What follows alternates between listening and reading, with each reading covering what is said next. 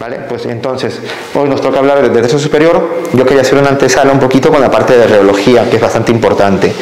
¿Por qué considero que esto es bastante importante? Porque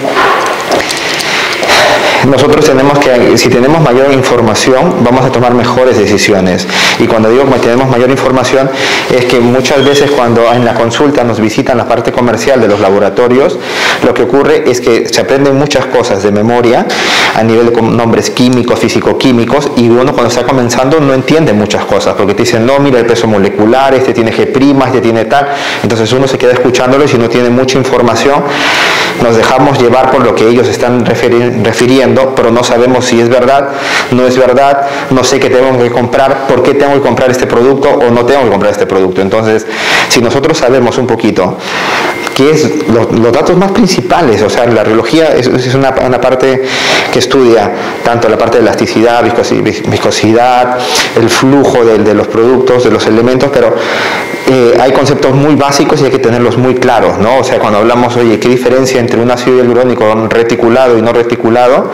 Ese es como el ABC, o sea, tenemos que saber esta parte que es básica. Cuando hablamos de los ácidos hialurónicos reticulados, yo he tratado de generar una mnemotecnia, es reticulado siempre me va a captar agua y un no reticulado no me va a captar agua. Eso lo tengo que tener claro. Entonces, cuando venga un comercial y me diga que quiere venderme un producto reticulado y me dice para ponerle ojeras, sé que no es lo más indicado porque no quiero que me capte agua. Si me capta agua me va a generar un edema, un abultamiento en esta zona. Y eso ya es parte de reología. Ahora entraremos mucho más a detalle, pero es por eso importante entender esto antes de comenzar con todo el capítulo entero del tema de rellenos.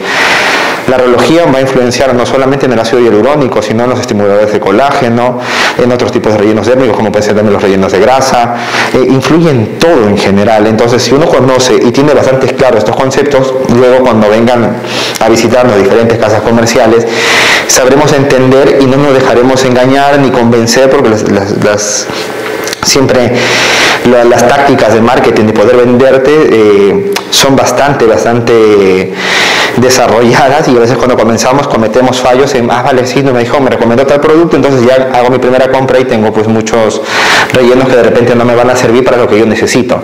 ¿Vale? Pues dando esta introducción, vamos a comenzar. Vale, pues nada, la reología, como les comentaba, es la ciencia que estudia un poquito más el tema de la deformación y el flujo de la materia. Aquí lo que más me importa con el tema de la reología es entender tres conceptos con el tema de los rellenos: la elasticidad, ver el tema de la cohesividad y la viscosidad que tienen los productos. Entonces, con esto vamos a entender que dentro de los diferentes tipos de productos, esta parte de información vale para todos los tipos de rellenos.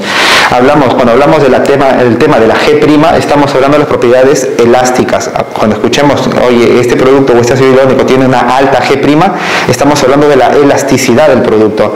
Cuando hablamos acerca de la G', estamos hablando del tema de la viscosidad. Y cuando hablemos acerca del tan delta, estamos hablando de la relación que hay entre la parte de viscosidad con la parte elástica del producto. Y ahora vamos a entrar más allá, porque cada casa comercial te va a hablar acerca de las características que presenta cada uno de sus rellenos. Cuando hablamos de la elasticidad, estamos refiriéndonos básicamente a esa resistencia que puede tener el material al momento que se coloca en una zona y la capacidad que tiene de formarse y recuperar. ¿Qué quiere decir esto? Si hacemos una analogía de todas las casas, de todos los laboratorios, podríamos hacer cuadros comparativos de diferentes productos más o menos parecidos. Es decir, todas las casas tienen productos que tienen una alta G', y como hemos hablado que el tema de la G' tiene que ver con el tema de la elasticidad, estamos hablando que es la capacidad que tiene el relleno de ácido hialurónico de poder generar una proyección hacia adelante. Es decir, mientras que yo tengo una G' mucho más alta, quiere decir que yo voy a poder proyectar mucho más. Entonces sigo tirando de esa cadena.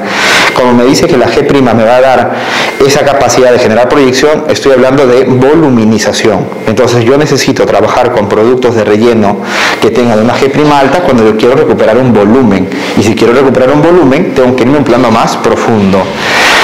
Y todo está asociado, para tener una G' más alta, también el producto tiene que ser mucho más denso, no puede ser como agua y colocarlo a nivel profundo, porque si no, no voy a generar un volumen. Para poder generar el volumen, tiene que ser un producto más viscoso, más denso, o sea, hay características en su composición que van a dar un resultado final. Estamos hablando de proyección, de viscosidad, y también al momento de aplicar, por su misma densidad o viscosidad, nos va a costar un poquito más introducir ese producto. A diferencia de cuando utilicemos un producto para hacer una revitalización, para hacer la parte de una redensificación de la piel, hablamos de productos que tienen una G' muy baja, con lo cual es una característica menos viscosa, es mucho más fluido, mucho más como si fuera agua, y como es menos denso, puedo colocarlo en unas capas más superficiales, ¿vale?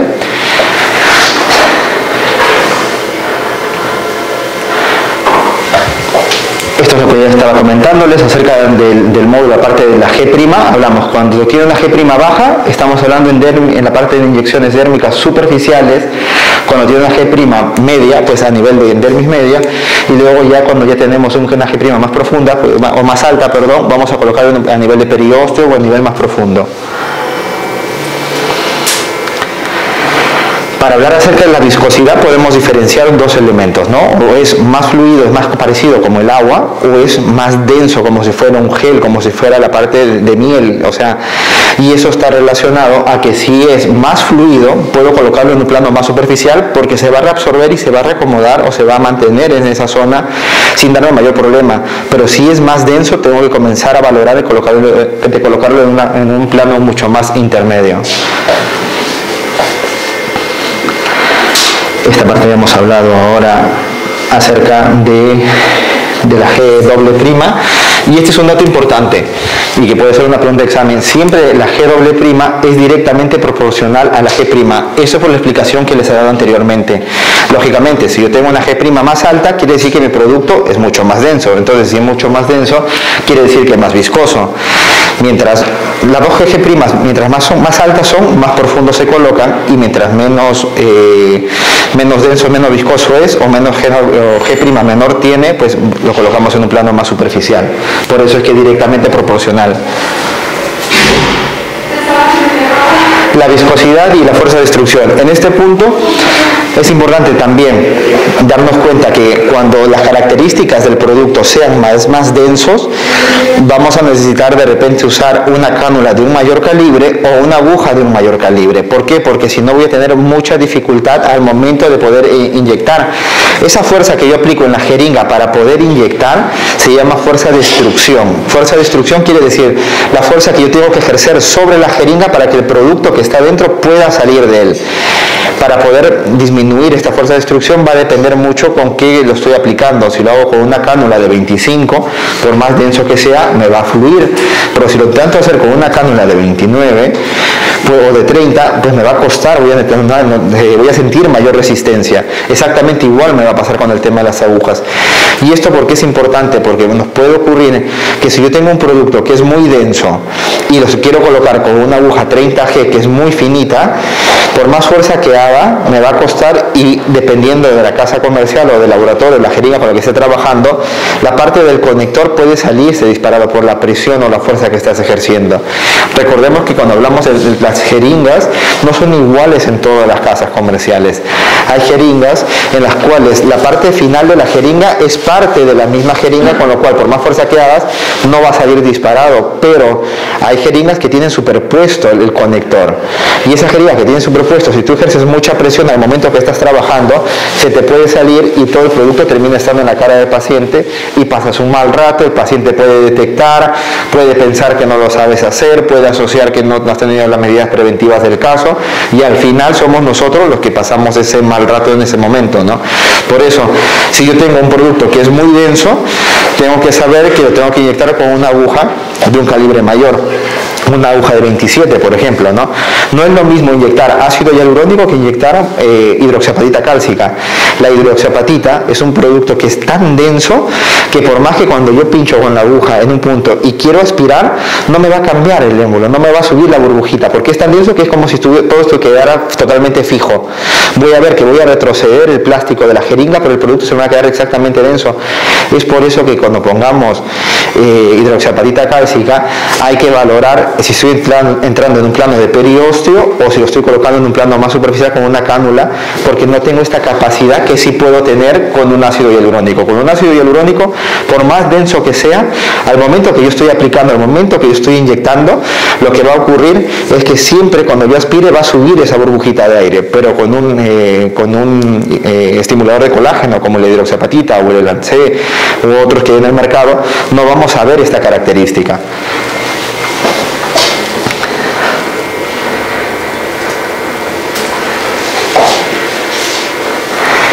Entonces, podemos decir que cuando el tan delta es menor a 1, es más similar a un bloque de gelatina, mientras que el tan delta cuando es mayor a 1, estamos hablando que es más viscoso, es más parecido a una crema. Son maneras yo he buscado maneras más gráficas de poder hacer que puedan recordarlo. Y es importante tenerlo en cuenta, porque volvemos al punto. Cuando hablábamos del tan delta es la relación que teníamos entre la G' y la G doble prima. Son tres conceptos que hay que tener en cuenta: G', doble prima y el tan delta.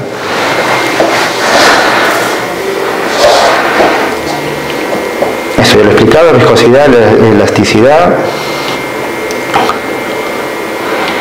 Esto también, para pasar, no me quiero explayar mucho porque ahora el doctor Edward tiene bastante que explicar. Explica nomás.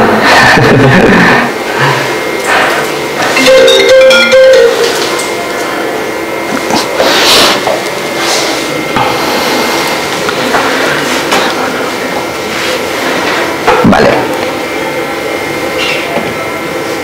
Aquí se me pasó la imagen.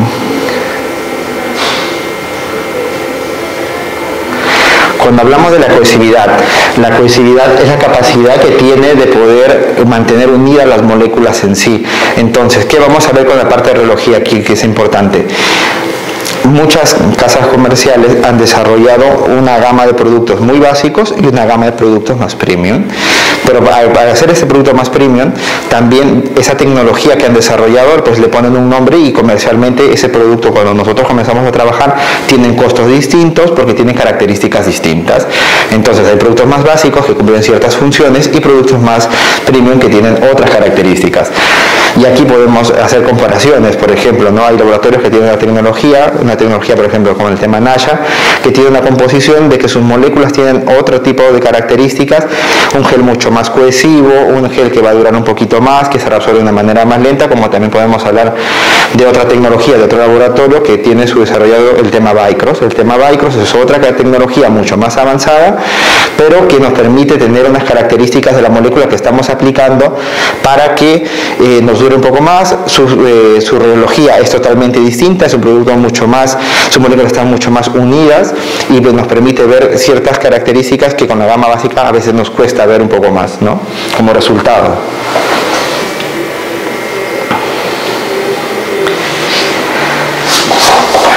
Podemos encontrar el ácido hialurónico no solamente en la parte de G como rellenos dérmicos, sino también la vemos en la composición de mucha parte de cosmética. Uno va a una perfumería y encuentra cremas que dicen lleva ácido hialurónico. Claro, aquí lo importante es ver las características que tiene la molécula, decir el ácido hialurónico, como tiene la capacidad de poder captar o afinidad por el tema del agua, puede ser una buena crema hidratante a nivel tópica, pero también con otra composición u otras estructuras o cambios en su molécula, también a nivel de inyectables nos va a dar estas características. Propiedades importantes del ácido hialurónico: tener en cuenta el peso molecular, la concentración, la afinidad por el agua que tiene, la viscosidad, la elasticidad y el tamaño de las moléculas. Cuando hablamos del tamaño de las moléculas, estábamos hablando con estas tecnologías que van desarrollando cada casa de cada laboratorio a nivel de sus tecnologías mucho más premium. cuando hablamos acerca de la concentración, esto es muy importante porque dependiendo del laboratorio con el que trabajemos, siempre es importante que nosotros tengamos esa capacidad de analizar, investigar e informarnos mucho más acerca del ácido hialurónico que vamos a aplicar. La concentración del ácido hialurónico es aquello que nos va a hacer que el tratamiento nos quede mucho mejor, que dure más en el tiempo. ¿Por qué? Porque hay casas comerciales o hay marcas de ciertos ácidos hialurónicos que tienen, por ejemplo, una concentración muy bajita de hialurónico, que te dice un 15%, un 20%, un 18%, y por el contrario otras casas que te dicen que tiene 64 miligramos de ácido hialurónico. O sea, es muchísimo más alto. Mientras más alta sea la capacidad o la concentración del ácido hialurónico, nos va a permitir que esa molécula dure mucho más en el tiempo y que ejerza la función para la cual estamos aplicando. Si tiene que voluminizar, va a voluminizar mucho más. Si tiene que hidratar, va a hidratar mucho más. Si estamos buscando hacer una revitalización de la zona, pues va a revitalizar de una manera mucho más efectiva.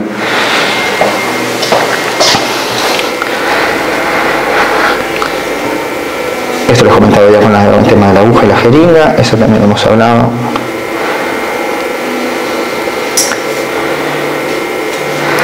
Dentro de la parte de cohesividad es importante tener en cuenta y tener toda la información de la manera como vamos a aplicar, porque según cómo apliquemos vamos a tener ciertos resultados. Es decir, hay ácidos hialurónicos que con su fin de mejorar la revitalización de la piel se tiene que colocar en un plano intermedio o en un plano mucho más superficial dependiendo de lo que estemos inyectando, y la técnica que vayamos a usar nos va a permitir que el producto se pueda distribuir por completo en toda la zona del tejido o si solamente se va a quedar en esos puntos.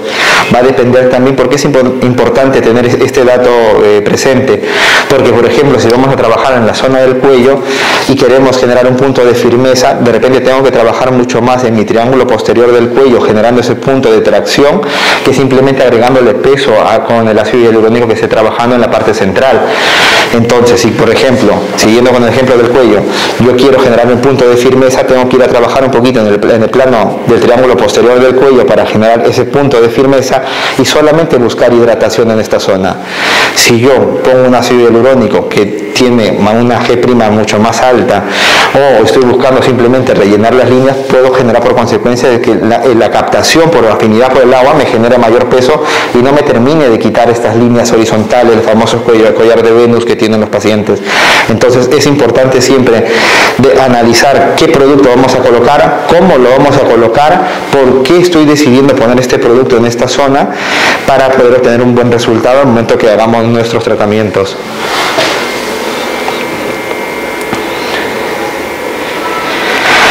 La cohesividad también es importante porque esta imagen me gustaba porque es la capacidad que tiene el producto una vez que nosotros aplicamos. Siempre hay como, yo le digo, hay ciertas leyes que van acompañando, ciertos protocolos que siempre tienen que acompañar con el tema de los tratamientos con ácido hialurónico. Por ejemplo, siempre que colocamos un ácido hialurónico, sea en un plano profundo, sea en un plano medio o sea en un plano superficial, hay que masajear la zona, hay que tocar al paciente posterior a la realización del tratamiento, porque de esta manera comprobaremos primero si nos queda algún tipo de abultamiento en la zona que hemos estado trabajando, ver cómo podemos unificar o mejorar el resultado. A veces cuando vamos a trabajar en la zona de pómulo, y lo veremos mucho en tercio medio porque trabajaremos mucho en la zona de arco cigomático, en un primer momento cuando colocamos el producto en esta zona vemos que queda ligeramente levantado o muy marcado, entonces estéticamente no es algo que se vea bien, pero dependiendo de la cohesividad del producto tú vas masajeando, homogenizando, haciendo un masaje en la zona y ves cómo puedes unificarlo a la zona del tejido que hemos estado trabajando y esto queda mucho mejor y el paciente no se va como si fuera aquí, como si le hubiera picado un mosquito o un ligero abultamiento en esta zona, sino lo unificas todo y queda todo mucho más uniforme y el resultado visiblemente pues es mucho mejor también. Importante ese tema de cohesividad porque hay que tener mucho en consideración qué producto estoy utilizando, cómo lo estoy trabajando. No es lo mismo trabajar en un plano profundo que me costará hacer un masaje un poquito más profundo con un poquito más de fuerza en la zona, que si estoy trabajando en un plano de solamente de dermis, un punto medio, en el cual tengo que tratar de homogenizar y recuperar aquellas zonas que tenían ligeras depresiones o pérdidas de volumen para que me quede mucho más simétrico ambos lados que he trabajado. Eso hemos hablado acerca de la jeringa. Y ahora, el relleno adecuado. Realmente el mejor relleno o el relleno más adecuado va a ser aquel que en el momento de hacer la elección que nosotros hagamos una vez que hemos hecho un diagnóstico de nuestro paciente, va a ser aquel que cumpla la característica o el fin que yo estoy buscando. Es decir, si yo veo que un paciente viene a la consulta porque tiene marcado el surco nasogeniano y tiene marcado las líneas de marioneta, yo tengo que analizar por qué se produjo. Siempre vayamos a preguntarnos por qué, o sea, esta característica cómo llegó a este punto, ¿no? Si se debió a una pérdida de volumen, pacientes post-cáncer, pacientes que después de una enfermedad tipo diabetes, que perdieron mucho peso, y había una pérdida de volumen, pues la solución es recuperar ese volumen para que estéticamente sea todo más simétrico y de esa manera entender que las ciertas arruguitas que se van formando son el resultado de la pérdida y no es en sí el problema in situ. Es decir, al momento de hacer el diagnóstico, yo tengo que identificar si realmente lo que es más aconsejable para el paciente es reposicionar esos volúmenes. Entonces tendría que escoger un producto de ácido hialurónico que tenga estas características para poder voluminizar. Hay diferentes gamas dentro del mercado. Nosotros podemos aconsejarle un poquito bajo nuestra experiencia con cuál hemos trabajado y todo esto, pero tengo que tener en cuenta que sea la casa que sea, si quiero recuperar un volumen, es una G' alta. Si quiero trabajar directamente en una zona del surco nasogeniano, no necesariamente tiene que ser la G' más alta, que sea una G' intermedia que me permita a mí recuperar ese volumen disminuido. O de repente ya no, pues una vez que recupero el pómulo, de repente ya me mejora de manera natural y ya no me hace falta ponerle allí. Otro caso, por ejemplo, paciente que viene con un fotoenvejecimiento y tiene la piel como si fuera un papel arrugado. Claro, este paciente no necesita ganar volumen, necesita mejorar la calidad de su piel. Entonces no me hace falta una G' alta para esto, me necesito una G' baja, pero que tenga mucha capacidad de poder captar agua para que me ayude a revitalizar ese tejido que está dañado o fotoenvejecido.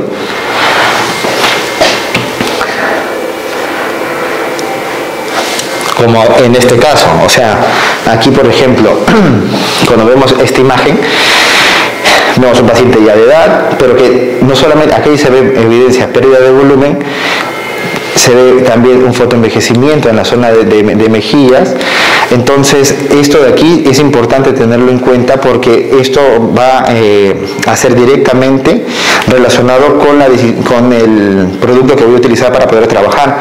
Posiblemente si a esta paciente le colocáramos el tema de la toxina, mejoraría muchas líneas, pero hay ciertas líneas que estarían mucho más marcadas, de repente como esta o esta misma, que vamos a necesitar un ácido hialurónico de una baja G' para que me permita homogenizar o corregir esa línea que puede tener en la zona de la frente. Por ejemplo, hoy cuando veamos los pacientes, lógicamente no vamos a utilizar productos voluminizadores, vamos a utilizar productos que me permitan revitalizar o productos que me permitan corregir las líneas que pueden tener simplemente una afección hasta la zona de dermis, no que está todas las capas comprometidas a nivel de una cicatriz en la zona.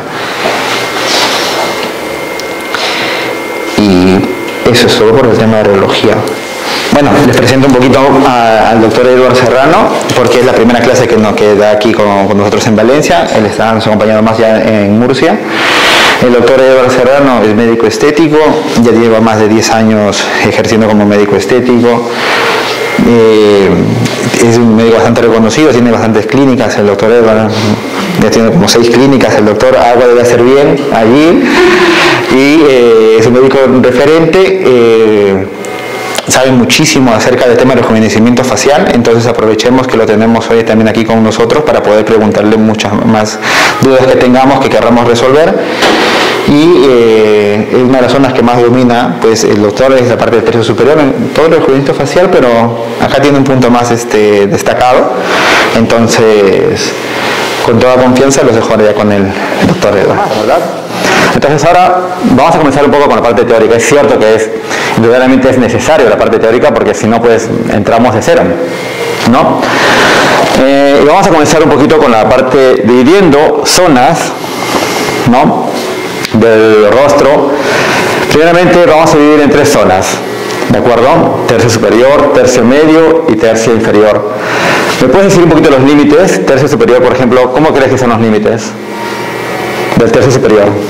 ¿Los límites? Sí. O sea, refiero, tercio superior va de dónde a dónde.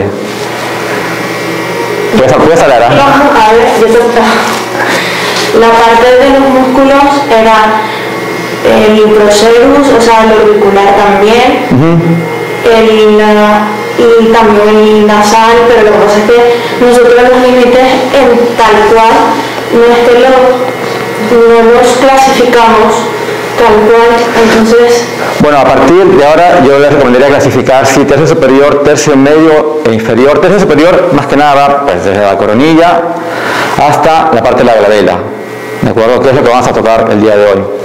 Tercio medio, que será la siguiente clase, va a ser desde la glabela hasta más o menos la parte del ala nasal, ¿de acuerdo? Y tercio inferior pues el resto. Entonces chicos, es recomendable que para esta parte al menos saber la parte anatómica. Hace 3 semanas ustedes han hecho una práctica con un cadáver. Yo he visto acá a los doctores que se han hecho de sicarios, ¿no? Para traer una cabeza aquí para que ustedes aprendan la parte anatómica. Y me sentaría muy mal que ahora hablemos, porque vamos a ver un poquito de anatomía, no sepan la parte anatómica. Yo creo que me sentaría muy mal a Dr. Juan y a Manuel que se hayan ido por allá a cazar una cabeza para que al final no aprendamos la parte anatómica, ¿no? Bien, dicho esto, pues comenzamos. ¿Por qué es importante la parte anatómica? Pues porque esto nos va a ayudar a tratar las zonas que queremos, lógicamente, ¿no? Sobre todo para evitar complicaciones, que esto es importante, esta zona de aquí es importante en la parte de estética. Es la zona, para mí quizás es la zona más conflictiva, porque he visto más complicaciones en esta zona, ya sea con ácido, sobre todo con ácido hialurónico. Quizás de todas las complicaciones que he visto, acá se centra, para mí puede centrarse acá un 70-80%. Entonces es importante conocer la irrigación, inervación, músculos, todo esto para que al final no tengamos ese tipo de incidentes con el paciente, ¿no? Claro, sienta mal que venga un paciente a hacerse un tratamiento de una arruga y al final se vaya con una necrosis, a quien sea. Creo que no llegarás a tu casa a decir, wow, mira madre, la necrosis que me pasó. Entonces,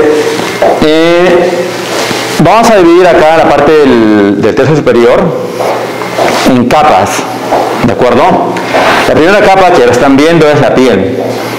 Bien, la segunda capa sería esta zona de aquí, la hipodermis o la parte grasa, ¿de acuerdo?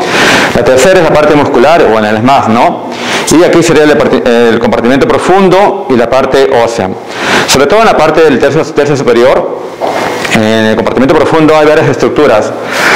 No vamos a ver al detalle porque no es una clase anatómica en sí, es más que nada pues, para hacer un recuerdo de lo que se ha hecho la otra vez. ¿Bien? Bueno, comenzamos con la parte grasa, sobre todo la parte que nos concierne es la parte central, del compartimento central medio, me refiero a la grasa superficial, ¿ah? El compartimento, bueno, perdón, acá es el medio y acá es el central, ¿de acuerdo? Sobre todo la parte que nos interesa. Y también pues la parte temporal que está lateralmente. Ese es un cadáver también, que es el cadáver de la otra vez que hicieron el doctor Manuel y el doctor Juan, que lo han disecado así perfectamente. A nivel de músculos, ¿qué músculos tenemos en la parte superior? Frontal. Frontal, muy bien. Procer. Perdón. Supra. Sí. Frontal, procer, ¿qué más? Vamos. ¿Perdón? Supraciliar. Sí. ¿Qué pasa la palabra? Corrugador auricular de los ojos. Corrugador, muy bien. ¿Alguno más? Elevador. Muy bien. Perfecto, entonces el frontal, el corrugador, ¿no? el procerus que se encarga pues, de descender la ceja, el corrugador que se encarga de juntar la ceja, ¿no? hacia el medio. Esos son igual también músculos laterales desde un punto de vista lateral. Y la parte de grasa profunda, ¿de acuerdo? Que sería, sobre todo acá nos interesa lo que es el ROF, ¿de acuerdo? Que es el retroauricularis, la grasa ocular, y también lo que es el soft, pero eso será en la siguiente clase, ¿de acuerdo? El soft lateral y el soft medial. La parte nerviosa. ¿Qué nervio tenemos aquí? La parte central. Ayúdame. Acá tenemos dos nervios. el orbital, el nervio orbital, el nervio supraorbitario. Bueno, así un poquito más lateral. ¿Cuál es el nervio que está aquí más central? El supratroquear. Muy bien, perfecto. Supratroquear, supraorbitario. Que son ramas de... ¿Perdón? Muy bien, muy bien. Y es a la vez rama de quinto par. Tengo que estudiar. Es abierto la plataforma, ¿verdad? Entonces tenemos el supratroquear, supraorbitario, ¿no? Que son rama del oftálmico y a la vez también es rama del quinto par craneal. ¿De acuerdo? Sobre todo en la parte del tercio superior. Luego tenemos ala temporal, que a la vez es rama del facial. ¿De acuerdo? Esa es la inervación que tenemos que saber de la parte, sobre todo del tercio superior, me refiero. ¿De acuerdo? En su momento pues hablaremos del tercio medio y del tercio inferior. Más o menos les suena, ¿no? Estoy hablando un poco chino. ¿Sí? Ahora, la parte de irrigación. La arteria temporal superficial. En realidad, la arteria carótida externa le suena, ¿no? Muy bien. La arteria carótida externa tiene 6 colaterales, ¿de acuerdo? Una de ellas es la facial y tiene 2 ramas terminales, que una sería la arteria temporal superficial y otra que es la arteria maxilar, ¿de acuerdo? La que irriga esa zona, sobre todo la parte del tercio superior, va a ser la arteria temporal superficial. Esa es en la parte lateral, sobre todo. Y además también tiene la arteria transversal, que sería como la que va a la altura del pómulo, más o menos, ¿de acuerdo? O sea, viene por aquí y se va por el pómulo, ¿de acuerdo? Y acá hay una arteria que se llama arteria transversal cigomática. Bien, que hace una especie de acá como una especie de un rectángulo, si se quiere decir. Transversal, cigomática y la arteria temporal. No sé si me estoy explicando, ¿sí? Como pueden ver por acá. Pero aquí no se ve la arteria temporal cigomática. Y eso a la vez, pues es rama, pues, o tiene un origen que es la arteria carótida externa. Y ahora, la arteria supratroclear y supraorbitaria hacen anastomosis con la arteria oftálmica, ¿de acuerdo? Que a la vez se van a iniciar para la arteria carótida interna también. O sea, hay como una especie de anastomosis, pues, ¿no? Entonces, ¿por qué es importante? Porque, lógicamente, si yo pincho por X motivos, ¿no? O sea, porque no he aspirado, pincho la arteria transversal por error, no porque nadie hace cargo de la cosa a propósito, por error, puedo hacer una oclusión, como todo está ahí como un conglomerado, pues puedo producir una oclusión vascular a nivel de la arteria oftálmica, y pues la complicación más importante sería la ceguera, ¿no? A veces son un caso ya, pero ya tienes que ser muy mala suerte para que pinches ahí y luego ese ácido hialurónico se vaya a la arteria oftálmica. O sea, hay que ser de verdad muy mala suerte, ¿no? Para que haga ese recorrido y se vaya justo al ojo. Pero bueno, puede pasar, ¿no? Luego también tenemos la parte venosa, igual también lo mismo. Como pueden ver, aquí tenemos la vena temporal superficial, ¿de acuerdo? Acá tenemos la vena transversal, aquí tenemos la vena transversal, perdón, la vena cigomática temporal y la vena temporal media, ¿de acuerdo? Entonces, este sobre todo es para la parte lateral, ¿de acuerdo? Entonces, en la parte superior, ¿cuál tenemos, Iván? ¿Esto cómo se llama? La vena transversal. Transversal es esta de aquí. Perdón, esta de aquí, perdón. ¿Esta cómo se llama? Temporal superficial. ¿Esta? Transversal media. Inferior. Transversal. ¿Y esta de aquí? Transversal, muy bien, perfecto. ¿De acuerdo? Y en la parte pues, anterior también igual tenemos arteria, arteria y vena juntas, ¿no? Supratroclear y supraorbitaria. ¿Bien? Creo que hasta aquí la parte anatómica. Bueno, acá tienen que saber que hay una diferencia, un espacio entre las supratrocleares, más o menos de esa distancia, de 18 a 22 milímetros, o sea, casi están como muy juntas. Y es una zona que van a pinchar frecuentemente toxina botulínica y también pues harán ácido hialurónico. ¿De acuerdo? Bien. Hasta aquí, de la parte anatómica que hemos acabado. ¿Dudas? ¿Qué pasa si pinchas toxina en la arteria o no? Pues depende de la dosis, pero normalmente no tiene por qué pasar nada. O sea, bueno, a ver, son pequeñas dosis, no ahora mucho se irá a la irrigación central, pero la dosis es tan mínima que se dice que para matar a un humano tienes que aplicar unas 50 ampollas por lo menos. ¿De acuerdo? Entonces, con una pequeña dosis que apliques ahí, en realidad no tiene por qué pasar a mayor consecuencia. Doctor, y si se produce una tosis por contacto de la toxina con un nervio, dicen que luego se puede hacer una recuperación con ácido hialurónico. Entonces te refieres del párpado, ¿no? Sí. Bueno, eso lo veremos en complicaciones, ¿de acuerdo? Pero, a ver, hay medicamentos para contrarrestar este tipo de efecto, ¿de acuerdo? Cuando pinchas una toxina botulínica, sobre todo para la parte del músculo elevador del párpado. Por ejemplo, porque es frontal y haces una tosis de la ceja, es un poco más complejo. ¿De acuerdo? Porque no llega hasta acá el fármaco que se usa. Pero eso igual lo veremos en complicaciones, que será más adelante. Referente a la parte anatómica que hemos visto hasta ahora, la irrigación, inervación o los músculos, ¿alguna duda? Tiene que saber relacionar bien, porque ten en cuenta que vas a tener que pinchar al paciente y tienes que reconocer la estructura que está ahí para que justamente la puedas evitar, ¿no? Si yo le pincho a ella, yo que sé, a más o menos altura del supraorbitario, un ácido hialurónico reticulado, pues le voy a producir una complicación que puede ser muy probablemente una necrosis. He visto muchos casos de esto.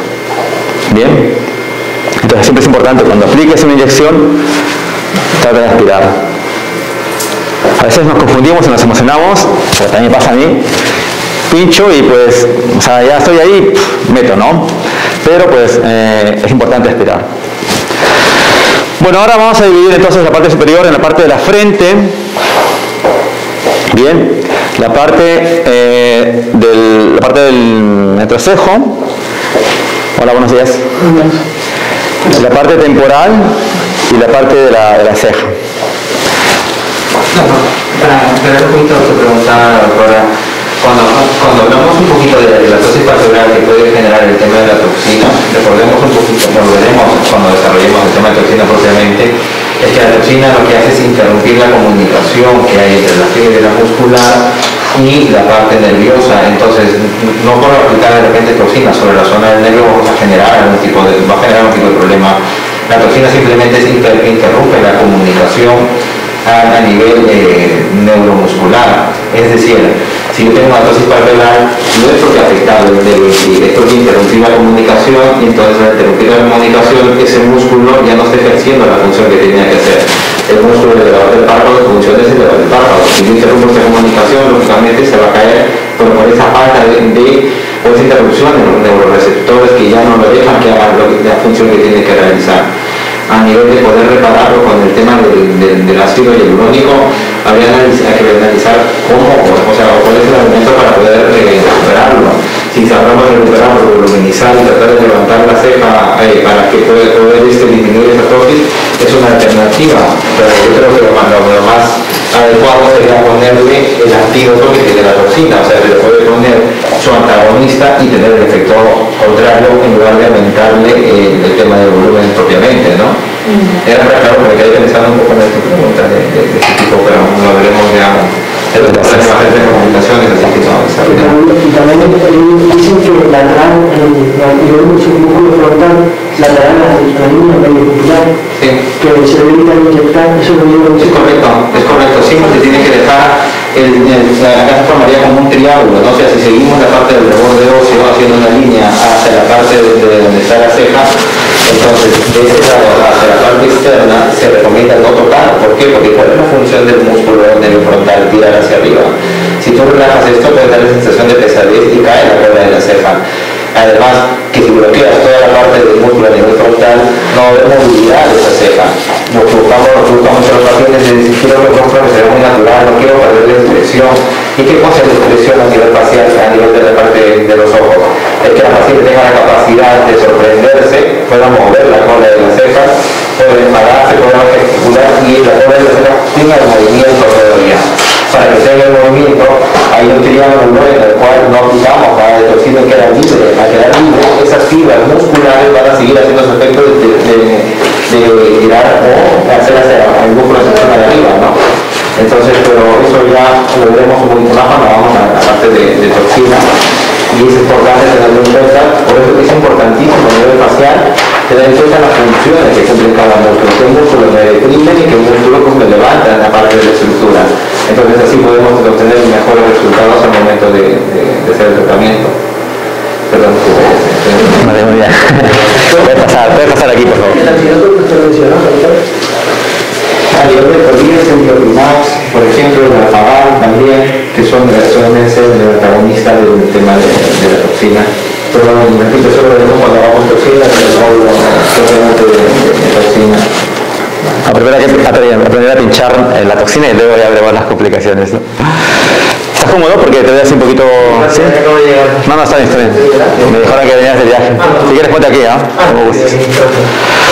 Bueno, entonces vamos a ver la frente, ¿de acuerdo? Empezamos con la frente, como le dijo, frente, entrecejo, temporal y luego hacemos la parte de la ceja. En la frente, viene un paciente con arrugas en la frente. ¿Con qué comenzaríamos? ¿Con qué comenzarías tú a hacer un tratamiento para rejuvenecer esa zona? Pues, aunque no sea el tema, primero miraría si con la toxina las arrugas más finas pues desaparecerían. Y luego pues pondría un hialurónico de superficial. ¿Estás de acuerdo con Verónica? Sí, también esto lo leí. Sí, ¿no? Bueno, de hecho tú lo preguntaste, ¿verdad? Entonces primero empezaríamos con lo que es toxina botulínica, de entrada, ¿de acuerdo? Ahora hay que ver a cada paciente. Si tiene una frente ya un poco pesada y se ve que una ceja así muy pronunciada, quizás la toxina no sea lo más indicado, pero de entrada comenzaríamos con una toxina botulínica. Y luego ya veríamos de aplicar, por ejemplo, esta ceja, pues, alrededor de esa frente, habría que ver, como te digo, cómo está la posición de las cejas. ¿No? Si son cejas muy marcadas, muy pronunciadas, pues quizás ya, no, toxina botulínica no, porque ahora vamos a hacer una foto como es, se le caen las cejas, o sea, y no se ve tan estético. Entonces, tips para hacer un tratamiento de frente. El rejuvenecimiento, pues, se basa sobre todo en toxina botulínica, ¿de acuerdo? Las líneas fuertes vamos a tratar con un ácido hialurónico reticulado, ¿de acuerdo? Y las suaves con un no reticulado. El edema en la zona es frecuente. ¿Por qué es frecuente el edema? Pues porque como acá está el hueso, no hay el líquido que atrae el ácido, no hay por dónde escaparse, y así quiere decir, ¿no? Entonces, lo único que tiene que hacer es proyectarse hacia adelante, ¿de acuerdo? Así como también una tosis de párpado por efecto del ácido hialurónico con lidocaína también puede ser frecuente. O sea, si te coloco a ti ácido hialurónico y también que está con lidocaína, puede haber una tosis temporal del párpado, perdón, en este caso del párpado, también de la ceja, por efecto de la lidocaína. ¿Qué opciones tenemos para tratar esa zona? Vamos a dividir en no quirúrgicas y quirúrgicas, ¿de acuerdo? Siento que es en inglés, pero bueno, es lo que encontré en una bibliografía, pero igual se entiende. Entonces, en la parte no quirúrgica tenemos pues toxina botulínica, como ya hablamos, rellenos, grasa, hilos y láseres, ¿no? Y en la parte quirúrgica, pues, que no es el tema, pero igual, al menos para que lo sepan, se puede hacer todos estos procedimientos. ¿Bien? ¿Hasta aquí alguna duda? Sí, doctor. La lidocaína, bajo la impresión de los agentes, sí que produce relajación muscular o bloquea la acción muscular. Todavía producir tosis factural la propia lidocaína. Claro, como te digo, o sea, como hace una relajación muscular, pues ese efecto es temporal, ¿ah? Es temporal, o sea, eso es, hay una ligera disminución digamos, en este caso del párpado, o también del... Depende... Por la toxina botulínica, sino... No, me refiero a la lidocaína. Por eso quité todos los rellenos con lidocaína.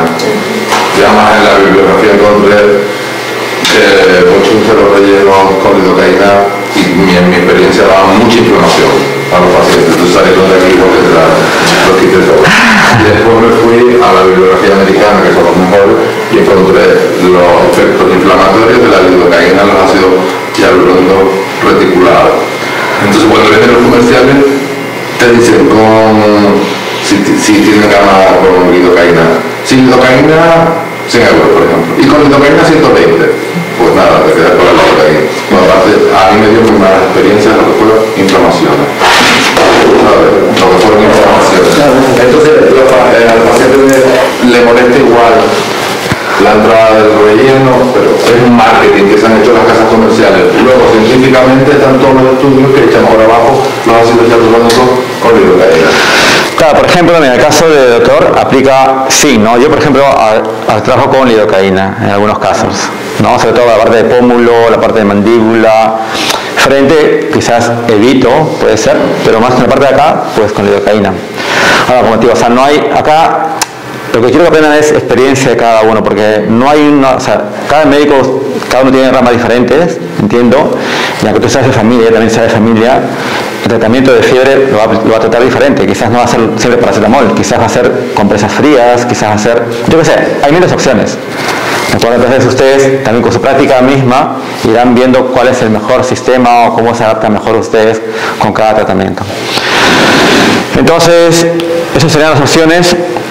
Primero, pues viene un paciente, tenemos que evaluar. O sea, ahora cuando llegan los pacientes, que van a hacer ustedes, tienen que evaluar cómo es la posición de la ceja, si realmente es para primero con toxina botulínica, primero vamos a aplicar relleno, cómo es la estructura, cómo está el músculo, hay que hacer que contraiga, por ejemplo, el músculo corrugador, el frontal. Por ejemplo, esta es una ceja, es una frente, perdón, muy complicada. Es lo que les dije antes, ¿no? Si voy a colocar ahí la toxina, o sea, va a haber un efecto de caída, porque ya su ceja se ve que está muy pesada, tiene los párpados ya que están cayendo, entonces se va a complicar. Quizás le podría colocar toxina en la parte superior, pero aquí abajo voy a tener pésimo resultado.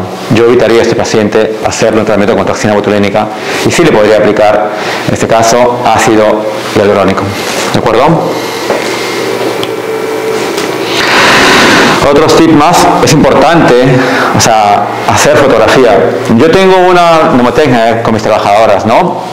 O sea, primero, cobrar, consentimiento y fotografía. Es CCF. Cobro, consentimiento y fotografía. Si no está eso hecho, si no está hecho, no hago el procedimiento. Porque se te pasa, de verdad. O sea, a veces no, por la prisa o por lo que sea, no has hecho la fotografía. Después viene el paciente y no, que no me ha quedado igual, no, que tengo la ceja un poquito más. Y al final era que ya tenía la ceja un poco asimétrica. Es más, de hecho, cuando viene un paciente y tiene la ceja asimétrica, tienes que indicar con el espejo, mira, tienes la ceja un poquito asimétrica. Y tienes que registrar esa ceja asimétrica en tu ficha. Leve asimetría aproximadamente de 3 milímetros entre ceja derecha y ceja izquierda. Porque ves pacientes y después se te olvidan. Parece una tontería de verdad, pero no lo haces cuando estás novato. Luego ya pues te das golpes contra la pared y dices pues no apunté, no hice fotografía o no cobré, se fueron sin pagar, etc.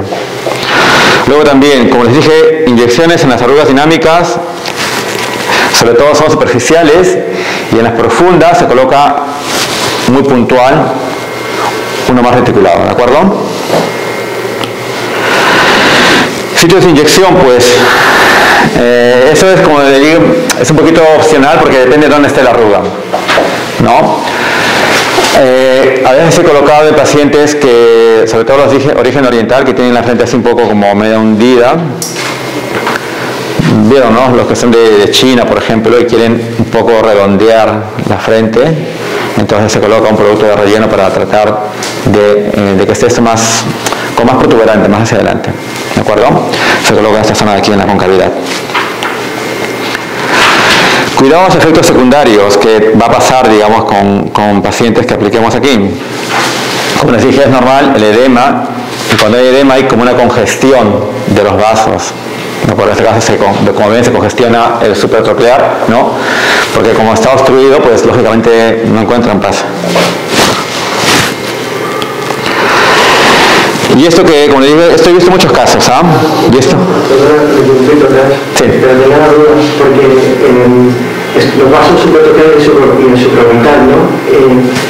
Si podemos imaginar, porque en todas las fotografías siempre aparece próximo al periósteo, a nivel 5, muy profundo. Pero la verdadera profundidad en la frente de los arterias supratroclear y supraorbital, la frente es más nivel 4 o más nivel 5, periósteo. Sobre todo están en nivel 4 o 5, ¿eh? O sea, no son tan superficiales, son por lo general más profundos. También ten en cuenta que aquí en la frente hablamos de cuánto, o sea, yo creo que entre menos de 1 centímetro. Entonces,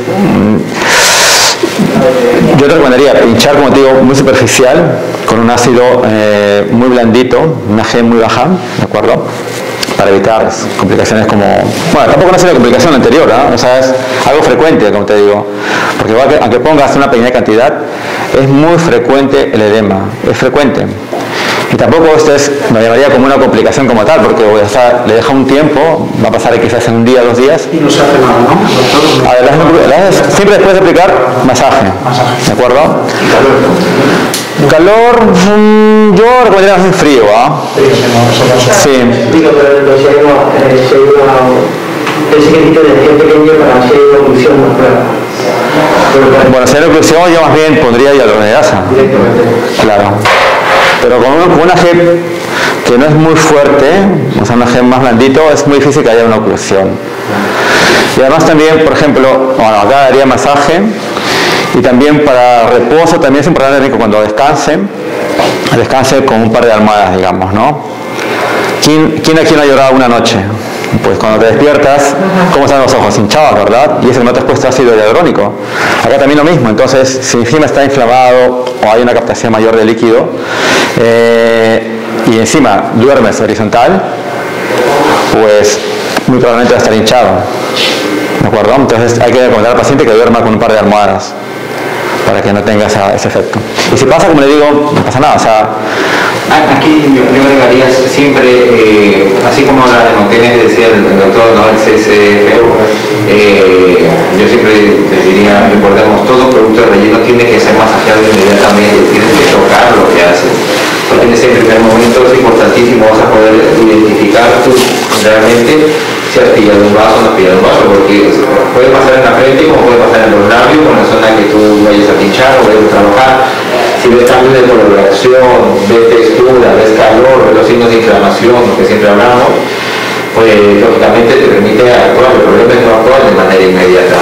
Entonces, si estás trabajando en esta zona, es verdad que cuando comentan aquí los doctores, cuando hablamos acerca del producto que lleva la lidocaína tenemos un estudio que tiene el mismo, o sea, aumenta la juega un favor en el momento que trabajamos porque pareciera que el resultado fuera mucho más marcado, pero realmente hay un factor que está jugando a nuestro favor en ese momento, como la inflamación, el eritema, el mismo producto. Pensemos que en la zona del tejido no hay espacios vacíos, entonces dependiendo del producto que estés colocando, las características en su radiología, que habíamos hablado, el tema del G', el G' y todo, es que cuando estemos trabajando específicamente en la zona del tren superior, en la zona de la frente, es totalmente normal que tú puedes notar de repente en cierto trazo un ligero agotamiento mucho más marcado, porque tratas de hacer esa línea retrógrada o función sería la técnica que estés utilizando para trabajar en la zona de la frente.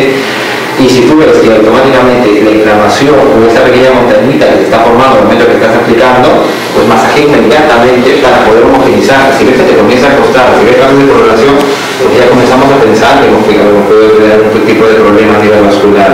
Pero realmente siempre es trabajar poco a poco, masajear. La técnica aquí para que no nos pase nada es pongo y masajeo, lo toco, lo examino, lo miro, lo toco varias veces hasta poder ver que todo está yendo según lo planificado. Lógicamente, si vemos ya habías pillado un vaso y tal y no te paras de sangrar, cambia de color, pues actúa también ahí un poquito, ¿no? Entonces el tema del calor o frío depende, o sea, si hay mucho eritema o hay mucha inflamación, pues el frío para que haya una vasoconstricción y baje la inflamación. Si pasados los días, tal, tú ves que todavía persiste el abultamiento en la zona, yo algunas veces pues aplico radiofrecuencia antes de poner la hialuronidasa. ¿Por qué? Porque si aplico calor voy a ayudar a la degradación de ese producto. Recordemos que todos estos productos son totalmente reabsorbibles. Entonces, si yo le doy calor, ¿qué estoy haciendo? Estoy llevando sangre. Si llevo sangre, ¿qué estoy llevando? A mis macrófagos, ¿para qué? Para que se fagociten ese hialuronio que está allí, con lo cual me va a disminuir la proyección que me ha generado. Si a pesar de ello sigue persistiendo, pues ya le aplicaré la hialuronidasa para degradar mediante esta enzima lo más rápido posible, pero sí, se va todo. No es que se va no solamente el 10% que me disminuye, cuando aplicas la hialuronidasa se va completamente el producto de esta zona. Doctor, ¿me va a quedar más hundido? No, se va a ir simplemente lo que tú has puesto. El tejido sigue siendo indemne para la aplicación o la cantidad que estás aplicando. Perdonada. Bien, entonces como les dije, estas son las complicaciones que he visto muchas veces, día 2, día 4 y día 10, ¿no? Puede ser por una oclusión, puede ser por una compresión, lo que sea, pero bueno, o sea, pasan este tipo de cosas. ¿Qué haríamos en este caso, más o menos? ¿Qué se les ocurre hacer en este caso? O sea, un paciente que viene así el día 2, que le han puesto ácido hialurónico, ¿qué podríamos hacer? El uso del antibiótico.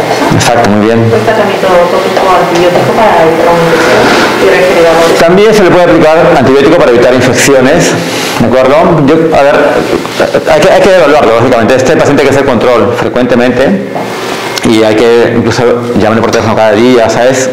Hacer un seguimiento. Ten en cuenta que podría haber problemas por este caso, ¿no? Podría demandarte el paciente sin problema, ¿no? Entonces lo que tienes que hacer es estar atrás de él, o sea, ser su amigo, no puede ser su enemigo. Acá el paciente, mira, ten en cuenta que, justamente hablaba con el doctor Manuel ayer, un paciente, cuando le pasa algo, si tú encima le vas a echar la culpa a él de lo que ha pasado, ¿qué vas a hacer? Se va a enfurecer, por más que sea culpa de él nunca va a admitir que es su culpa, ¿de acuerdo? Entonces, no, lo único que tienes que hacer es tratar de hacer seguimiento, no sé, pues comprar la medicación, poner el producto o sacar el producto en todo caso y hacer seguimiento hasta que esto se resuelva.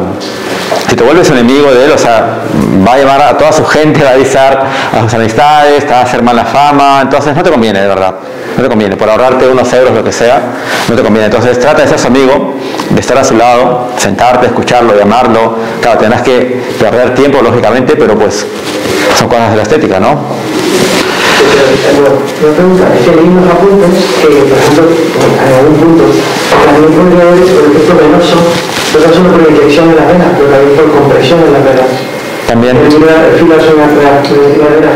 Porque estaba preguntándome, porque a mí me decían unos apuntes que estas venas estaban por debajo de una aponeurrosis muscular. ¿No qué, perdón? Decía en los apuntes que las venas estaban debajo en la zona temporal, no en la zona frontal, pero decía que estaban debajo de una aponeurrosis. En la zona frontal, estas venas son más superficiales.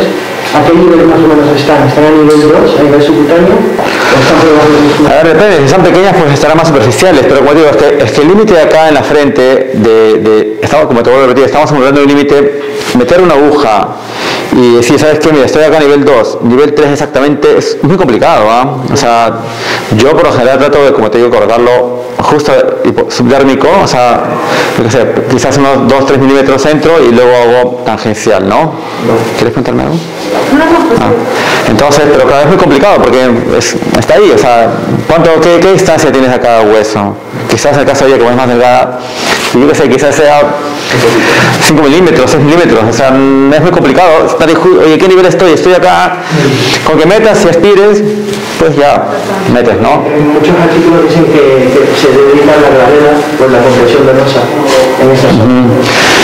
Claro, acá como te digo, es que hay muchos libros que sí, que no. Yo por ejemplo también aplico, pero eso como te digo, quizás de entrada, si nunca has aplicado, pues no te recomendaría. Pero claro, acá tienes que tener cierto dominio, porque como te digo, estos casos que estás viendo justamente son por aplicaciones en la glabela. De hecho, el paciente que viene después se le ha aplicado la glabela y también se le ha aplicado aquí. Entonces, también está tu pericia, ¿qué tan seguro te sientes tú? ¿Qué producto estás aplicando? Si es un producto, como decía Manuel, muy viscoso o de G muy alta, es muy probable, y encima colocas cerca a un vaso, pues es muy probable que hagas una compresión. Entonces, no lo apliques ahí, aplícalo como más lateral, yo qué sé, o una arruga más profunda y un punto nada más, y haces un masaje muy fuerte. Hazlo en vez de hacerlo una vez, hazlo en 2-3 veces. Son cosas que puedes hacer de entrada cuando aún no tienes mucha experiencia. Después ya también cuando conozcas tu producto mejor, las marcas, veas un poco la reacción de ellos y ya tienes más experiencia, pues ser un poco más arriesgado, pero de entrada si no conoces aún mucho, pues más cauto, ¿no? ¿De acuerdo? Pues este es un paciente que es un paciente de Perú, por si acaso, yo soy peruano, que hizo una amiga mía y el paciente vino así, ¿no? Normal. El paciente es de Perú, pero él vive acá en Barcelona, o sea, ese tiempo fue para Perú para visitar a su familia. Vino acá, viene el paciente contento, ¿no? Y con su cara de felicidad, ¿no? Quiero mejorar esas arrugas de la frente. Perfecto, pues la doctora le puso una G muy alta y esto fue el resultado más o menos a los 4 días. Esto fue también a los... O sea, este día Lo que pasa es que tienes que informar también al paciente, ¿sabes qué? Porque se le dejó mucho tiempo. Ya está contento. ¿Perdón? Que ya está contento. No, bueno, ya no está nada, ya se ve su cara, mira la cara de quien no está como... Entonces, claro, no puedes esperar tanto tiempo, tienes que dar pautas de alarma a los pacientes. ¿Sabes qué? Mira, te voy a hacer esto, pero si pasa esto, por favor avísanos. Ven antes, claro, el paciente llamaba por teléfono, está un poco rojo, y la auxiliar, bueno, es normal que esté rojo y no sé qué cosas, ¿no? Entonces, claro, el auxiliar tampoco no sabe, no tiene mucho conocimiento de esto. Yo ahora por eso recomiendo que envíen fotos, aunque sea por WhatsApp, ¿no? Y al menos tú le puedes echar un vistazo y puedes ver, oye, pero se me ha echado una costita, está un poquito inflamado. Es normal, pasa, es normal. Y lo dejaban pasar, y claro, ya vino, acá fue quizás a un día después de aplicar la hyaluronidasa, no recuerdo bien, pero claro, después pasó esto, después resolvió esto a cabo de unas quizás 3 semanas más o menos, y luego ya se le mejoró lógicamente, pero claro, es un fastidio, ¿no? El paciente, pues para quien sea, y menos mal que llegó ahí solamente porque podía pasar algo más grave, ¿no? Pasa aquí la parte temporal, la parte frontal, ¿dudas? Ha dicho que, por ejemplo, si hay una arruga superficial, pues se usa ácido hialurónico no reticulado a nivel subcutáneo, ¿no? Y si la arruga es profunda, usamos ácido hialurónico reticulado y la línea no lo paramos. Si la arruga es profunda, ¿también a nivel subcutáneo o más profundo? O sea, es puntual. Es puntual. Llegas al periosto, chocas el hueso, levantas un poquito y colocas ahí, pero te digo una cosa mínima. Hablamos de 0.05, probablemente depende de la profundidad de la arruga. Se llega a nivel periosto. ¿Y cuáles son los puntos de referencia para colocar el ácido hialurónico? Siempre porque dicen que es un poco por encima de la arruga o tiene que ser directamente sobre la arruga. Cuando si es una arruga muy finita, si es muy finita, pues es muy superficial. Claro. Si es más marcado, no sé, por ejemplo, bueno, yo no sé si tengo por acá, pero si es más marcado, pues haces un punto así, llevas el periosto, como decía, sacas un poquito de aguja y colocas ahí, un poco más reticulado el ácido. ¿De acuerdo? Pero si es muy superficial, muy finito, o sea, tampoco te arriesgas mucho, como te digo, ¿no? Porque claro, es más riesgoso mientras más viscoso o más denso sea el ácido, lógicamente. Sobre la misma línea. Sobre la misma línea, o sea, digamos, estas son las líneas y vas colocando pues así como en forma paralela o debajo de la arruga. ¿De acuerdo? Esa es la parte de la frente. ¿Dudas más? ¿Cómo te lo pintarías con aguja? ¿Perdón? Con aguja. Con aguja sí. O sea, en este caso, si es para arrugas, sí. Si es como les dije antes, para el tema de esa frente que es así un poco hundida, que voy a usar quizás más cantidad, sí la haría con cánula. ¿De acuerdo? Pero si es así como una arruga puntual y que quiero tratar, pues yo qué sé, esas líneas que tiene ahí, pues sí es con aguja. Lo hago con aguja en todo caso. Los procedimientos después de hacerle el tratamiento en casa durante los primeros días, que se tiene o una semana, protección solar, que no se ponga ningún maquillaje y que alguna cosita más en especial, dormir con 2 almohadas. Sí, por lo general recomendaciones mínimas, ¿no? O sea, es como que hubieses dado, yo que sé, un pequeño golpe en la frente, pues que no haga mucho esfuerzo, que no evite cualquier tipo de infecciones o evite saunas, cosas calientes o piscina o la playa en verano, yo que sé, entonces que esté mucho tiempo expuesto al sol, evitar pues si hace deporte de contacto pues que no haga deporte de contacto, o sea mantener esa zona como muy cuidada, digamos, entre comillas, ¿no? O sea que no indicar que esté expuesto a accidentes, porque igual también puedes ir al gimnasio y puedes hacer actividad, ¿no? Pero imagínate que por A o B, pues, un compañero tuyo te golpee de casualidad porque es una zona que es un lugar donde estás expuesto siempre a pequeños traumas, ¿no? Quieras o no. Mientras estás en casa tranquilo haciendo cosas de oficina, pues es menos riesgoso. ¿De acuerdo? Aunque en realidad los cuidados son mínimos, ¿sabes?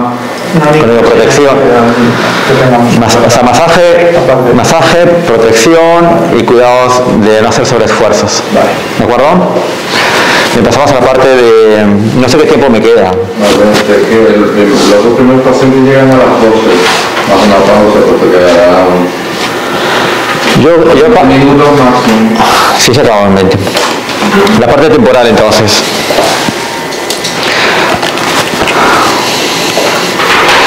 Bueno, la parte temporal en realidad, yo cuando comencé la parte estética era una zona como olvidada. Siempre, bueno, yo hice el máster, pues entonces sobre todo nos centramos en la parte del surco, ¿no? La parte del surco y labio. Y ni siquiera en ese tiempo hacíamos rinomodelación, ni siquiera me enseñaron rinomodelación. Voy a hacer una demanda con esos médicos. Claro, todo era surco nasogeniano, labios y por acá quizás alguna vez mandíbula, pero la zona temporal es una zona de verdad olvidada y sinceramente mejora muchísimo el paciente porque ese aspecto cadavérico que tiene, o ese aspecto de delgadez o de estar enfermo, pues mejora. Ahora, hay signos, lógicamente es un signo de envejecimiento, como digo, de que está enfermo, de que está caquéctico, yo qué sé. Esa es una escala, digamos, que ha hecho Allergan de la parte temporal del hundimiento, ¿de acuerdo? Que también lo tienen en los folletos. Y la técnica aquí es importante porque tenemos que evitar, como les dije acá, había como una especie de un rectángulo, ¿verdad? Esto de aquí se llamaba Ninan. No estabas. Ahora en la clase de anatomía. Sí, estabas, ¿verdad? Creo que llegaste un poco tarde. Sí, bueno, llegué tarde, pero sí. Bueno, ven aquí, ¿cómo se llamaba? La transversal. Y estaba aquí. La temporal superficial. Temporal. Y esta, bueno, no sé. Temporal sigmática, ¿verdad? Entonces tenemos que evitar esta área de aquí, ¿de acuerdo? Estas venas. Exacto.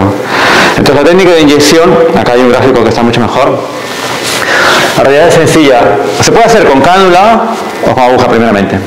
¿De acuerdo? ¿Perdón? Una aguja pero muy pequeña. Una aguja, bueno, a ver, pequeña, depende de cuánto es pequeña. Esa aguja que viene con la inyección, que son de 13 milímetros y es de 27 G. ¿De acuerdo? Pero acá sería una G alta. Lo que se hace es, si ustedes se localizan la cresta temporal, que digamos sería, no va a ser el modelo, sería a esta altura más o menos la cresta temporal, esta es la cresta temporal, y sería a 1 centímetro de la cresta y a 1 centímetro de la ceja. De acuerdo, que sería más o menos este punto. A ver, sí, pero si hay un vaso visible ahí, lógicamente lo voy a evitar.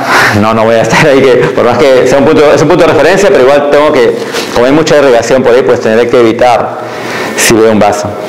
Y también si pincho, si él tiene por aquí esta parte hundida, pincharé aquí y pondré aquí el dedo justamente para que el ácido vaya como hacia abajo.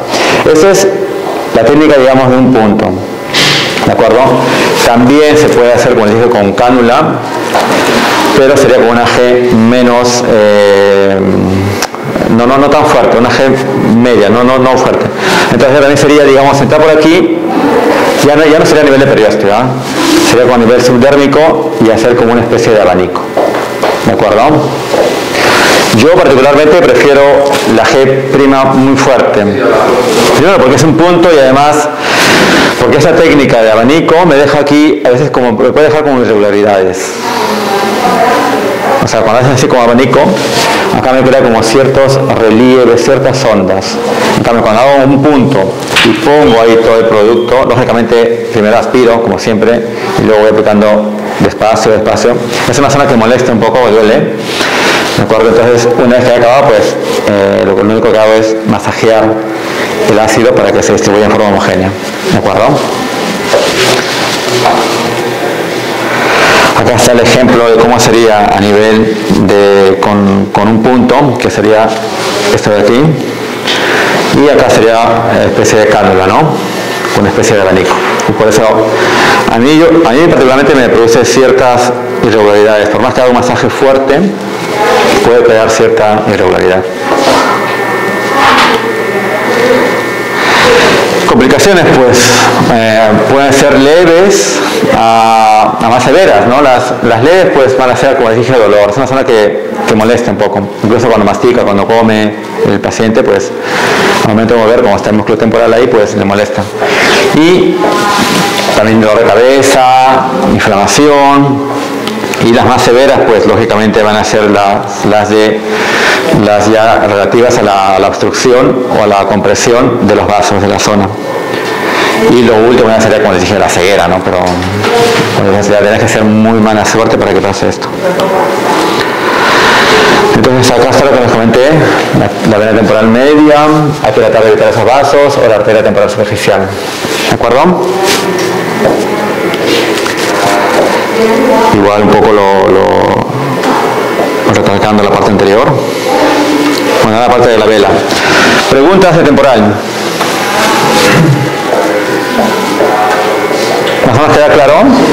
¿Sí? Es en realidad la anastomosis entre la arteria superficial temporal y las ramas de la oftálica, aquí en la frente, en esa anastomosis que ocurre más o menos aquí, ¿no? Más o menos por aquí. Bueno, es que no hay un punto exacto, es todo un enmarañado, ten en cuenta, o sea, no te voy a decir exactamente el ocurre por acá. Es que había un artículo que leí que decía que ocurría más en la fosa temporal, pero había una gente también que decía que ocurría más en el temporal. Y se podía, en esa anastomosis, en la función entre la separación carótida externa, que es la superficial temporal, y la interna, que es las ramas de la oftálica, que son la supratroqueal, y la supraorbital, que son de la interna. Ya va, si hablamos de la parte de las confluencias entre externa y situación carótida externa e interna, es donde se producía el riesgo de oclusión y por tanto de la arteria central de la retina y por tanto de ceguera. Claro, por eso te digo, o sea, si yo ya tengo situado ese punto, ¿no? Y ahí meto, ¿qué vas a hacer después de meter? Claro, aspirar. Y no veo nada, o sea, te esperas un momento, o sea, no es que aspires y ya metas, no, sino aspiro unos 3 segundos por lo menos y no pasa nada, pues metes lentamente y como te digo, es una zona supuestamente segura en ese punto, pero tampoco te voy a decir al 100%, ¿no?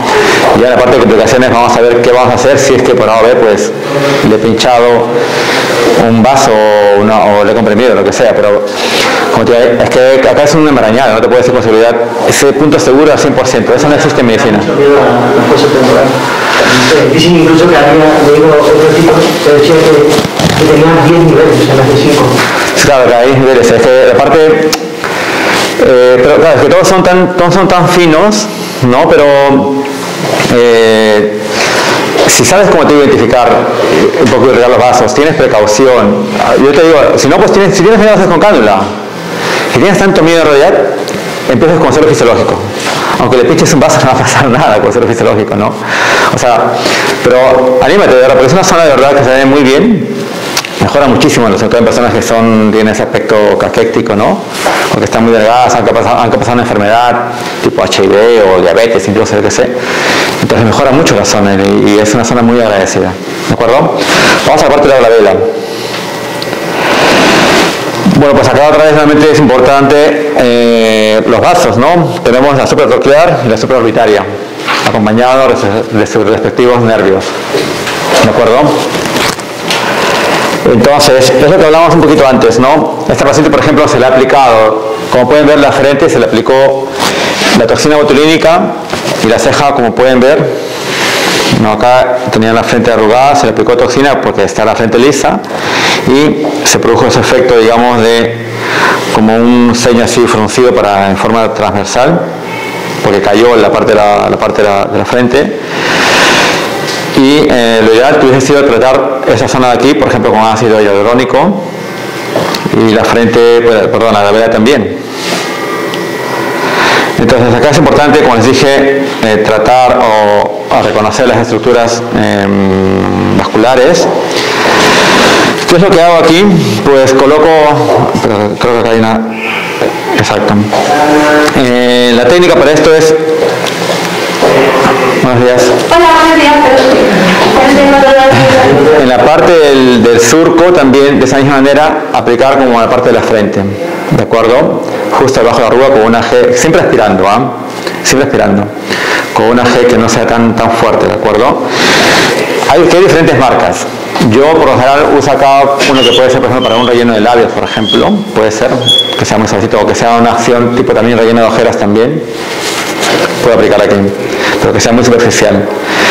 Esa zona es, por ejemplo, el caso del paciente anterior que les mostré, el paciente de Perú, se le aplicó en esta zona y también en la zona de aquí de la frente. Entonces es una zona, toda esa zona de acá es de verdad muy conflictiva. Siempre aspiren antes, si tienen dudas mejor coloquen un ácido muy suavecito, no coloquen un ácido muy fuerte de entrada, ¿de acuerdo? Después después tienen tiempo para ser más arriesgados, pero de entrada les recomendaría uno más suave. Ese es mi paciente, por ejemplo, hemos tratado la parte de la... Le hemos colocado toxina botulínica, combinado toxina, más el ácido hialurónico. ¿Dónde coloco toxina? Digamos, sería más o menos en esta zona de aquí. Y el ácido, que es de color verde, en esta zona de aquí. ¿De acuerdo? Para obtener ese alisamiento. Ten en cuenta que la toxina va a ser, digamos, deprimir el músculo, o sea, si es un valle, pues hacer que se deprima el músculo y el ácido va a hacer que ese valle se eleve, ¿verdad? Entonces voy a obtener pues un aplanamiento de la zona. Si la toxina no fuese a funcionar, entonces en ese caso podría pensar en segundo lugar una cánula en la cadera para evitar los vasos. Pues, a ver, cánula, no, como es muy superficial que coloco, yo no empleo la cánula, ¿sabes? Es como te digo, yo empleo esa zona, empleo ácidos de una densidad baja. Entonces, ¿cómo es? Lo que ahora, yo cada vez uso menos toxina, de hecho casi ni pincho ya toxina. Me dedico a rellenar. Los pacientes se ven más agradecidos, más naturales, y todos me dicen lo mismo, que por el efecto de la actividad hialurónica se ven como más rejuvenecidos, la piel más mejorada y no están estáticos. Es lo que hacemos con toxina. Pero la verdad que en el mercado con indicación para arrugas móviles, como el CD de arrugas móviles, solo hay uno. Y ahora le ha salido la competencia. Entonces, las cosas van evolucionando. La toxina, desde mi punto de vista, ya cada vez está menos desuso, la gente no tiene esas caras estáticas, pero tiene que ser rellenar las arrugas. Pero tiene que tener su movilidad. Entonces, las cosas van evolucionando.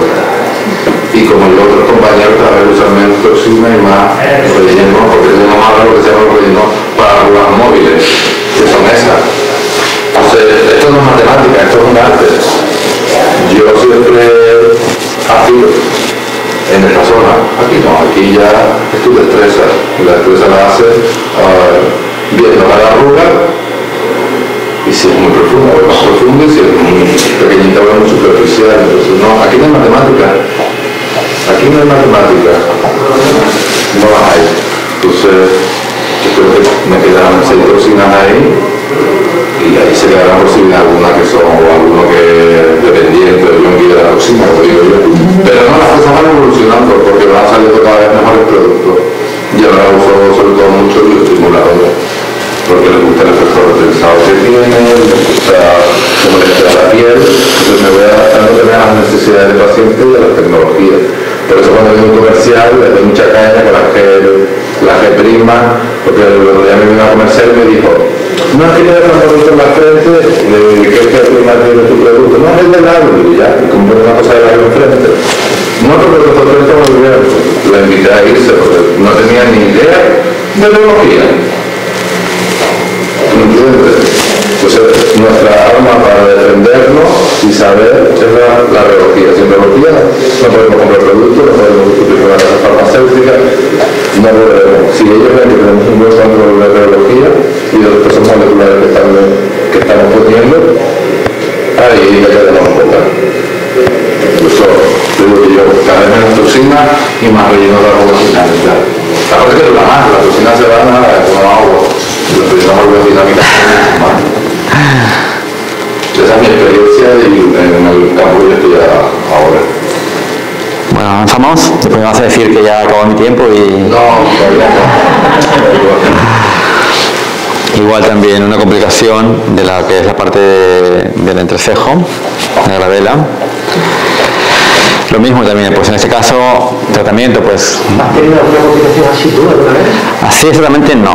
El caso anterior, como te digo, es el más grave que he visto de esta paciente de Perú. Pero sí he tenido muchos...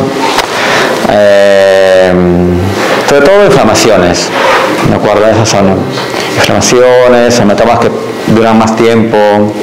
Incluso me pareció un hematoma que apareció a las 2 o 3 semanas, creo que te mostré la foto una vez, Manu.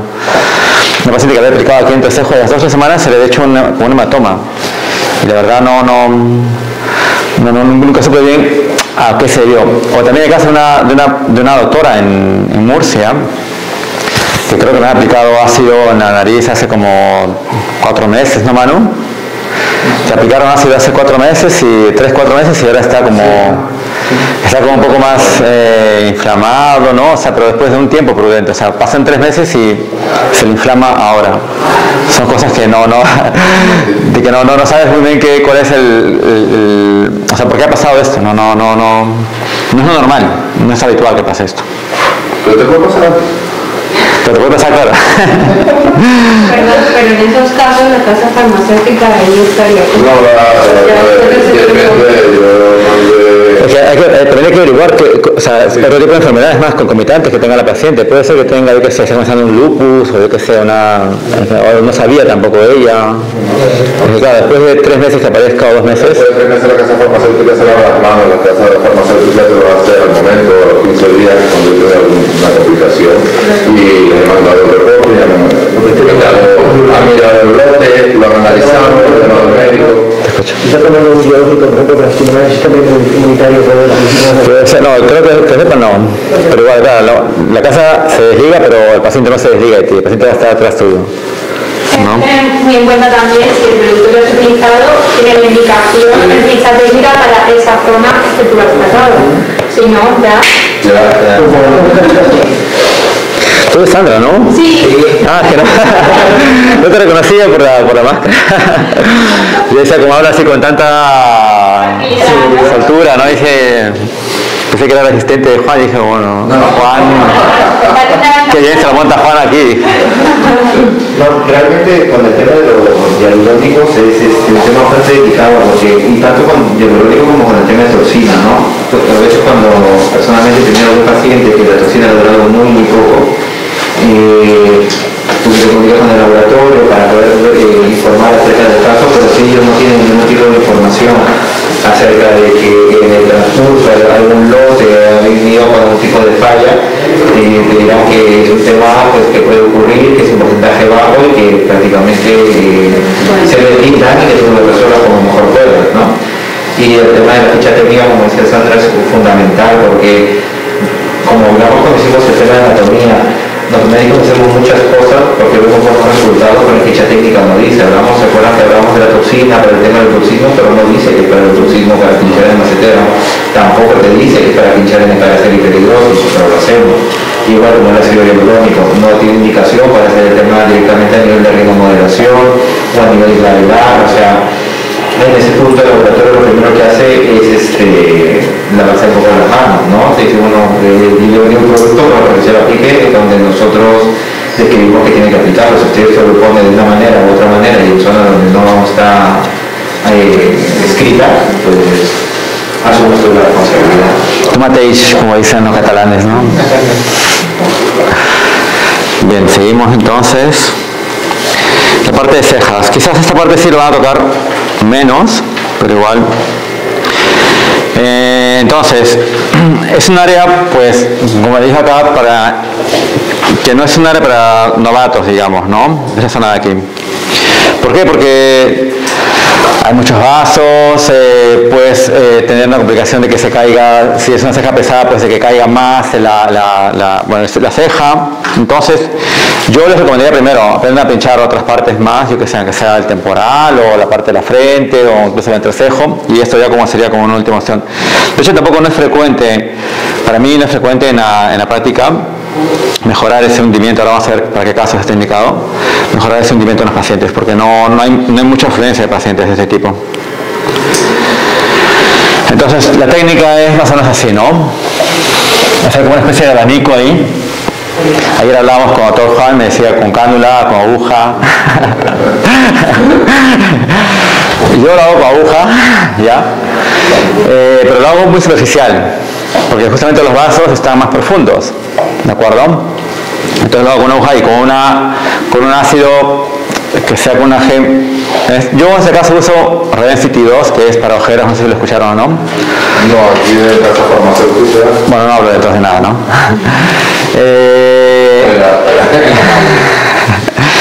Entonces uso un ácido que una gem muy suave, ¿de acuerdo? Hago especie de abanico, ahora van a ver el resultado de unos pacientes, y es más que nada para mejorar ese hundimiento, ese hueco que se puede presentar aquí a nivel de los pacientes. Como pueden ver, en este caso, aquí este hueco que está aquí, ¿verdad? Que se marca en la parte de la órbita.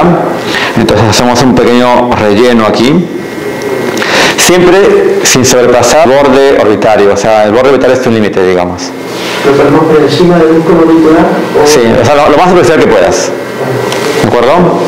Y las cantidades también pues son más o menos 0.4, depende, 0.4, 0.5 por cada lado. Así como una especie de un abanico así, otro abanico así, ya está.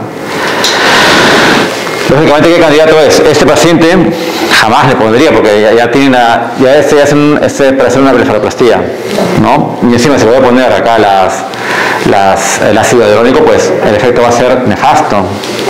Este paciente sí, porque acá, como pueden ver, acá hay un hueco, ¿no? Como digo, la mayoría de pacientes son estos casos quizás que requieren una cirugía. Por eso no se aplica mucho, pues porque estos pacientes son muy escasos. ¿De acuerdo? Los pacientes jóvenes por lo general no tienen eso. Normalmente también se acompaña esto de una depresión temporal, como pueden ver. ¿De acuerdo? Eso es antes y después. También antes y después. Entonces, conclusiones. Ya para acabar. ¿Qué hemos visto hoy día, Iván? De musculatura, irrigación y a nivel sensitivo de la zona superior. Muy bien. Perfecto. Luego, ¿qué más vimos? La importancia de elegir una G' para cada nivel. Perfecto, muy bien. ¿Y tú? Los puntos de riesgo en cada una de las donde se pueda pasar. Te diría, para aplicar en la parte temporal, ¿dónde aplicarías? ¿En puntual? A 1 centímetro de la cresta y a 1 de la ceja. Muy bien. ¿En qué plan exactamente, el nivel 5 o 6, dejarías la...? ¿Qué más dirías? La MTB y la ZMTB, y por tanto si vas con aguja irías a nivel 2, y si vas con canalla irías al periósteo. ¿Con qué te deberías tú empezar en esta zona de aquí? ¿Con qué te sientes más seguro? ¿En el tercio superior? Sí. Yo por ahora no me siento nada seguro con usar filler ahí, usaría toxina. Toxina. Bueno, hoy ya no vas a echar toxina por si acaso, ya vas a hacer puro ácido. Pero claro, que hasta ahora pues, da mucho miedo evitar, por ejemplo, eso, la compresión de los glabelares en la rodela, me da mucho respeto. A ver, con una gem suavecita es muy difícil que obtengas eso. A lo mucho tendrás, como dije, un edema, un hematoma puede pasar, sí, pero que haya una compresión con una gem muy suave, serías...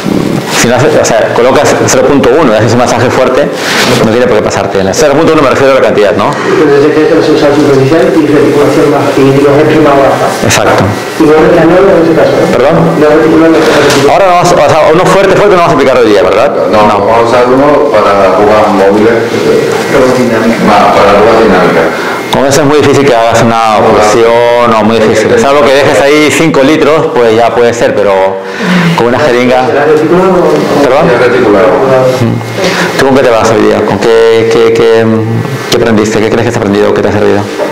Pues sobre todo el tema de las complicaciones que puede existir para el tipo de gel que utilizaríamos y el plano superficial sobre todo, masajear.